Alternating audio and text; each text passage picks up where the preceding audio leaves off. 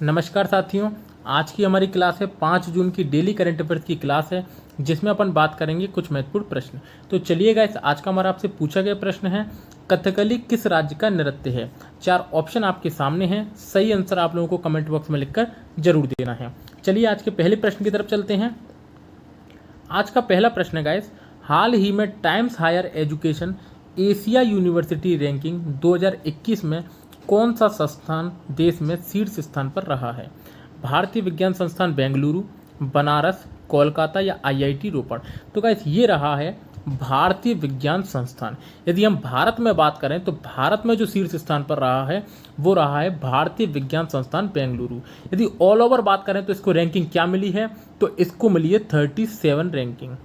कौन सी? 37 रैंकिंग। चलिए पूरी दोस्तों रैंकिंग के बारे में समझते हैं कि क्या इसमें से हमारे महत्वपूर्ण क्वेश्चन बन सकते हैं। ये देखिए दोस्तों, ये एक रैंकिंग जारी हुई है, द वर्ल्ड यूनिवर्सिटी रैंकिंग जारी हुई है, जिसमें विश्व में पहले स्थान पर, मतलब एशिया में पहले स्थान पर कौन आया है, तो वो आई है सिंगुआ यूनिवर्सिटी। सिंगुआ यूनिवर्सिटी ये कहाँ की यूनिवर्सिटी है, तो ये चीन की यूनिवर्सिटी है। दूसरे नंबर पर कौन सी आई है, तो दूसरे नंबर पर आई है पेकिंग यूनिवर्सिटी। पेकिंग यूनिवर्सिटी, तो ये भी कहाँ की है, ये भी चीन की यूनिवर्सिटी है। यदि हम भारत में बात करें तो भारत में टॉप 100 में से 3 यूनिवर्सिटी इस रैंकिंग में रही है। यदि हम 200 में बात करें तो 200 में भारत की 18 यूनिवर्सिटी इस रैंकिंग में रही हैं। तो 100 में से 3 यूनिवर्सिटी रही हैं और 200 में से 18 यूनिवर्सिटी रैंकिंग में अपना जगह बना पाई हैं। बात करें तो कौन कौन सी 100 में से 3 बना पाई हैं, तो वो बना पाई हैं गाइस। पहला यदि हम बात करें तो हमारी जो बेंगलुरु है, भारतीय विज्ञान संस्थान बेंगलुरु, उसने बनाया है 37वां रैंक। 37वां रैंक बनाया है भारतीय विज्ञान संस्थान बेंगलुरु ने। उसके बाद बनाया है 55 नंबर पर बनाया है आईआईटी रोपड़ ने। आईआईटी रोपड़ ने बनाया है अपना स्थान, आईआईटी रोपड़ ने अपना स्थान बनाया है। और 78 नंबर पर आई है आईआईटी इंदौर। 78 नंबर पे आया है आईआईटी इंदौर। तो गाइस ये सारी बातें आपको बारीकी से समझनी है कि पूरे एशिया में बात करें तो पहले नंबर पर सिंगुआ यूनिवर्सिटी जो कि चीन की है, दूसरे पर भी पेकिंग जो कि चीन की है। भारत की बात करें तो पहले नंबर पर भारतीय विज्ञान संस्थान बेंगलुरु जो कि ऑल ओवर 37 नंबर पर आई है। 55वें नंबर पर आईआईटी रोपड़ आया है और 78वें नंबर पर आईआईटी इंदौर आया है। टॉप 100 में 3 यूनिवर्सिटी भारत की हैं और टॉप 200 में 18 यूनिवर्सिटी भारत में है। यदि हम बात करें टॉप 10 में भारत की यूनिवर्सिटी, तो टॉप 10 में कोई भी स्थान नहीं बना पाई है हमारी भारतीय यूनिवर्सिटी। तो ये दोस्तों इस प्रश्न में हमें जानना था। उम्मीद करता हूँ आप लोगों को अच्छे से समझ में आ गया होगा। यदि दोस्तों आपको इसकी पीडीएफ चाहिए तो टेलीग्राम चैनल की लिंक डिस्क्रिप्शन में दी गई है, आप वहाँ से उसको डाउनलोड कर सकते हैं। चलिए गाइस, आज के हम नेक्स्ट क्वेश्चन की तरफ चलते हैं। अगला क्वेश्चन है गाइस, हाल ही में नीति आयोग द्वारा जारी सतत विकास लक्ष्य भारत सूचकांक 2020 में कौन सा राज्य शीर्ष स्थान पर रहा है। झारखंड, केरल, कर्नाटक, उत्तर प्रदेश। तो गाइस इसमें पहले स्थान पर रहा है केरल। केरल इसमें शीर्ष स्थान पर रहा है। एसडीजी इंडिया इंडेक्स एक प्रकार की प्रोग्रेस रिपोर्ट है जो राज्यों और केंद्र शासित प्रदेशों की आर्थिक और पर्यावरण का आकलन करते हुए तैयार की जाती है। यदि हम बात करें तो ये कौन सा संस्करण है, तो ये तीसरे नंबर का संस्करण है। पहले नंबर का संस्करण दिसंबर 2018 में आया था। ठीक है, पहले नंबर का दिसंबर 2018 में आया था। ये तीसरे नंबर का संस्करण है। यदि हम बात करें तो केरल इसमें पहले स्थान पर आया है। चलिए थोड़ा सा डिटेल में बात कर लेते हैं इसके बारे में।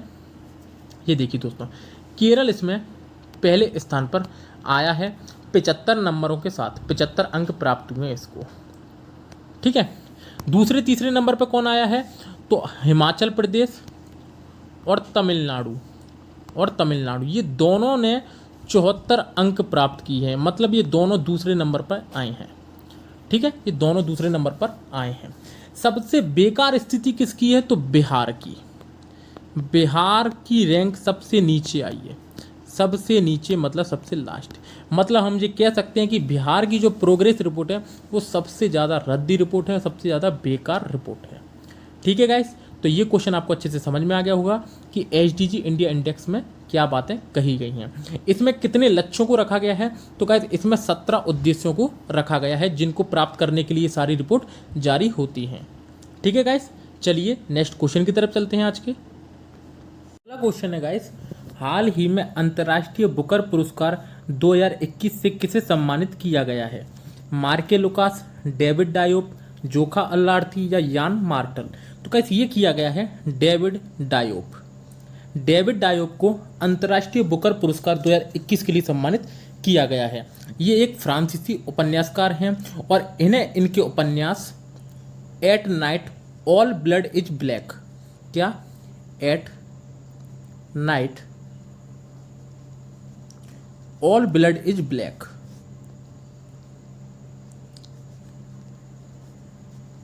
ब्लैक के लिए इन्हें क्या मिला है? अंतर्राष्ट्रीय बुकर पुरस्कार 2021 से सम्मानित किया गया है। अब यदि हम बात करें कि 2020 में किसे सम्मानित किया गया था, तो 2020 में किया गया था मार्के लुकास रिजनेवेल्ट को।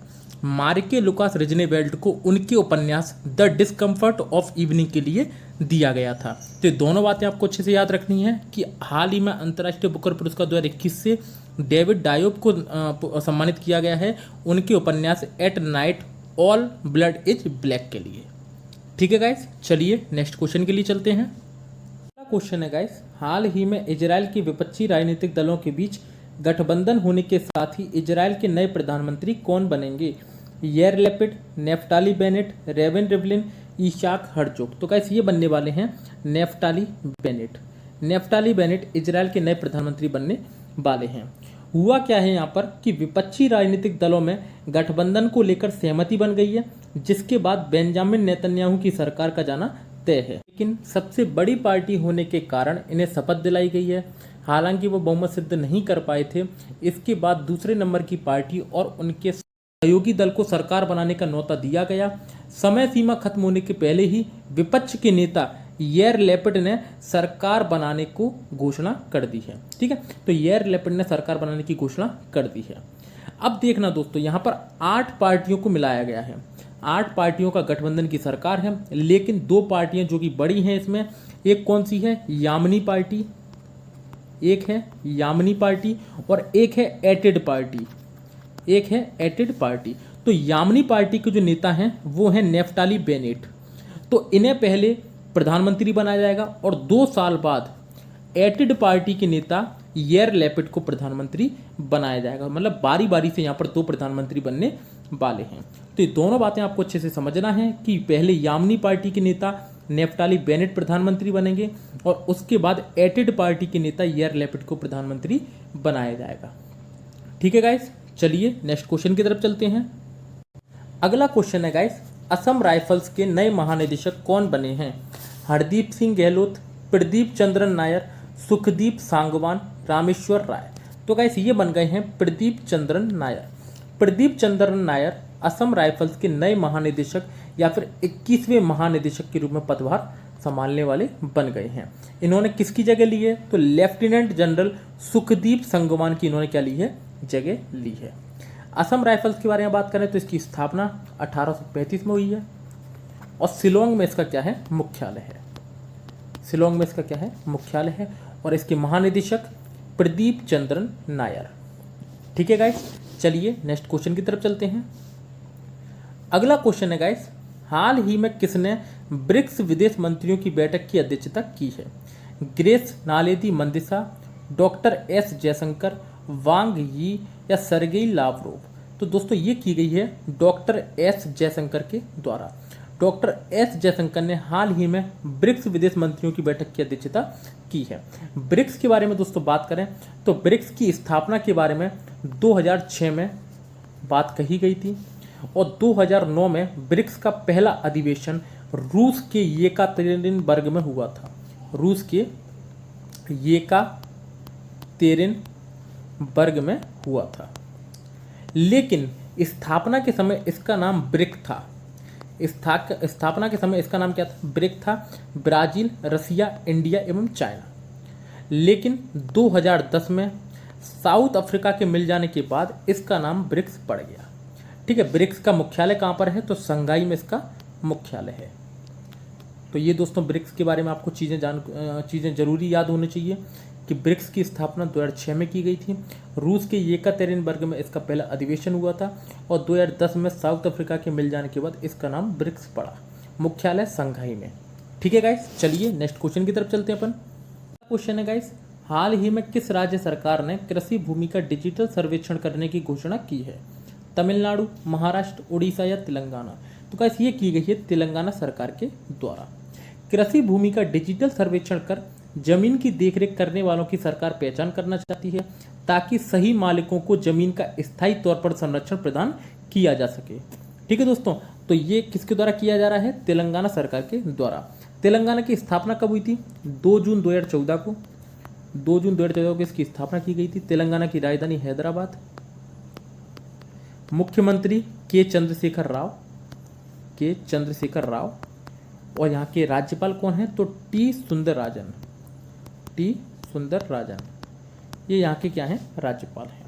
ठीक है गाइस, चलिए नेक्स्ट क्वेश्चन की तरफ चलते हैं। अगला क्वेश्चन है गाइस, हाल ही में माउंट एवरेस्ट पर चढ़ने वाली छत्तीसगढ़ की पहली महिला कौन है? सोनिया साहू, श्वेता सोनी, नैना सिंह धाकड़ या प्रियंका अग्रवाल? तो गाइस इसका सही आंसर हो जाएगा नैना सिंह धाकड़। नैना सिंह धाकड़ माउंट एवरेस्ट पर चढ़ने वाली छत्तीसगढ़ की पहली महिला बन गई हैं। नैना सिंह धाकड़ छत्तीसगढ़ में कहाँ से बिलोंग करती हैं? बस्तर से, जो कि नक्सलाइट क्षेत्र है, नक्सली हिंसा प्रभावित क्षेत्र है। तो ये दोस्तों छत्तीसगढ़ की पहली महिला बन चुकी हैं नैना सिंह धाकड़। माउंट एवरेस्ट विश्व की सबसे ऊंची चोटी है जिसकी हाइट है 8,848.50 मीटर। ठीक है गाइस, चलिए नेक्स्ट क्वेश्चन की तरफ चलते हैं। क्वेश्चन है गाइस, विश्व पर्यावरण दिवस कब मनाया जाता है? 2 जून, 5 जून, 3 जून या 6 जून? तो गाइस ये मनाया जाता है 5 जून को। 5 जून को प्रतिवर्ष विश्व पर्यावरण दिवस मनाया जाता है। पहली बार 1972 में यूएनओ के द्वारा इसको मनाया गया, लेकिन पूरे विश्व में इसकी शुरुआत कब से हुई थी? तो 5 जून 1974 को स्वीडन के स्टॉकहोम से इसकी शुरुआत हुई थी। ठीक है गाइस, तो ये सारी चीजें आपको याद रखनी है। चलिए गाइस नेक्स्ट क्वेश्चन की तरफ चलते हैं। अगला क्वेश्चन है guys, all you need is Josh inspiring stories of courage and conviction 21st century India पुस्तक लॉन्च हुई है। यह पुस्तक किसने लिखी है? विजय कुमार, निरुपमा यादव, नीना राय या सुप्रिया पॉल? तो गाइस ये लिखी गई है सुप्रिया पॉल के द्वारा। सुप्रिया पॉल की ये प्रसिद्ध पुस्तक है जिसको आपको याद रखना है। ठीक है गाइस, चलिए नेक्स्ट क्वेश्चन की तरफ चलते हैं। ये है दोस्तों कल का हमारा आपसे पूछा गया प्रश्न कि भिलाई स्टील प्लांट कहाँ स्थित है? छत्तीसगढ़, उत्तर प्रदेश, महाराष्ट्र या मध्य प्रदेश? तो गाइस ये स्थित है छत्तीसगढ़ में। छत्तीसगढ़ में भिलाई स्टील प्लांट स्थित है। यदि दोस्तों वीडियो आज की आपको अच्छी लगी हो तो वीडियो को लाइक कर देना, चैनल को सब्सक्राइब करके वीडियो को शेयर जरूर करें। यदि दोस्तों आपको इसकी PDF चाहिए तो टेलीग्राम चैनल की लिंक डिस्क्रिप्शन में दी गई है, वहां से आप उसको डाउनलोड कर सकते हैं। फिर मिलते हैं दोस्तों कल नेक्स्ट क्लास में, तब तक के लिए धन्यवाद।